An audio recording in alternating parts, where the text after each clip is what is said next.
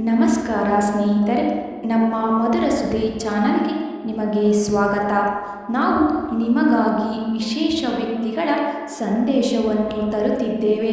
ಇಂದಿನ ಸಂದೇಶದಲ್ಲಿ ಬಸವಣ್ಣನ ವಚನಗಳನ್ನು ನೋಡೋಣ.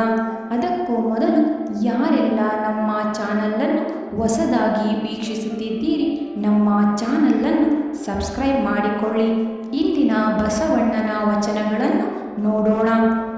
ಲೋಕದ ಡೊಂಕ ನೀವೇಕೆ ತಿದ್ದುವಿರಿ, ನಿಮ್ಮ ತನುವ ಸಂತೈಸಿಕೊಳ್ಳಿ, ನಿಮ್ಮ ಮನವ ಸಂತೈಸಿಕೊಳ್ಳಿ. ನೆರೆಮನೆಯ ದುಃಖಕ್ಕೆ ಅಳುವವರ ಮೆಚ್ಚ ನಮ್ಮ ಕೂಡಲ ಸಂಗಮ ದೇವ. ಕಾಯಕವೇ ಕೈಲಾಸ, ಕರ್ತವ್ಯವೇ ಪರಮೋದ್ದೇಶ ಎಂದು ಹೇಳಿದ ವಿಶ್ವಗುರು ಬಸವಣ್ಣನವರು. ಇವನಾರವ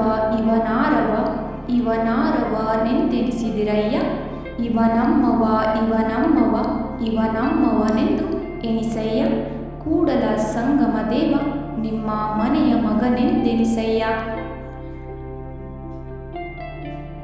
ನುಡಿದರೆ ಮುತ್ತಿನ ಹಾರದಂತಿರಬೇಕು, ನುಡಿದರೆ ಮಾಣಿಕ್ಯದ ದೀಪ್ತಿಯಂತಿರಬೇಕು, ನುಡಿದರೆ ಸ್ಫಟಿಕದ ಸಲಾಕೆಯಂತಿರಬೇಕು, ನುಡಿದರೆ ಲಿಂಗ ಮೆಚ್ಚಿ ಹೌದೌದು ಎನ್ನಬೇಕು. ನುಡಿಯೊಳಗಾಗಿ ನಡೆಯದಿದ್ದರೆ ಕೂಡಲ ಸಂಗಮ ದೇವನೆಂತು ಒಲಿವನಯ್ಯ.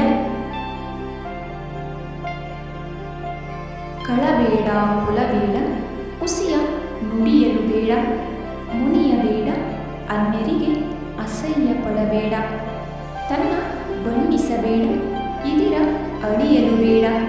ಇದೇ ಅಂತರಂಗ ಶುದ್ಧಿ, ಇದೇ ಬಹಿರಂಗ ಶುದ್ಧಿ, ಇದೇ ನಮ್ಮ ಕೂಡಲ ಸಂಗಮ ದೇವನುಲಿಸುವ ಪರಿ ನೋಡಯ್ಯ.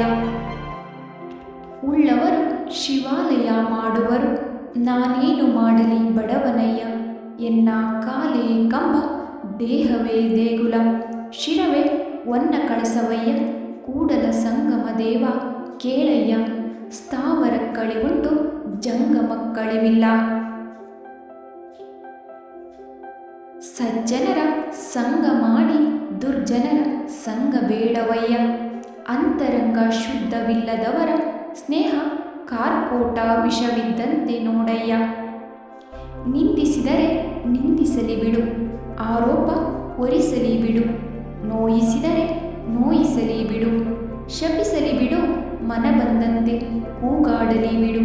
ಸುಮ್ಮನೆ ಅವರವರ ಬುದ್ಧಿ ಅವರವರ ಹೆಗಲಿಗೆ, ನೊಂದದಿರು, ಮರು ಉತ್ತರ ನೀಡದಿರು. ಸುಮ್ಮನೆ ಇದ್ದು ಬಿಡು, ದೇವರಂತಿದ್ದು ಬಿಡು, ದೇವರಾಗಿ ಬಿಡು. ಮನೆಯೊಳಗಿನ ಕಿಚ್ಚು ಮನೆಯ ಸುಡುವುದೇ ಹೊರತು ನೆರೆಮನೆಯ ಸುಡುವುದಿಲ್ಲ.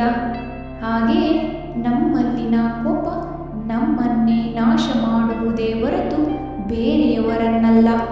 ಹಾಗಾಗಿ ನಮ್ಮ ಜೀವನದಲ್ಲಿ ನಮ್ಮ ಕೋಪವನ್ನು ಕಡಿಮೆ ಮಾಡಿಕೊಳ್ಳಬೇಕು. ಬಡವನ ಕೋಪ ದವಡೆಗೆ ಮೂಲವೆಂದಂತೆ.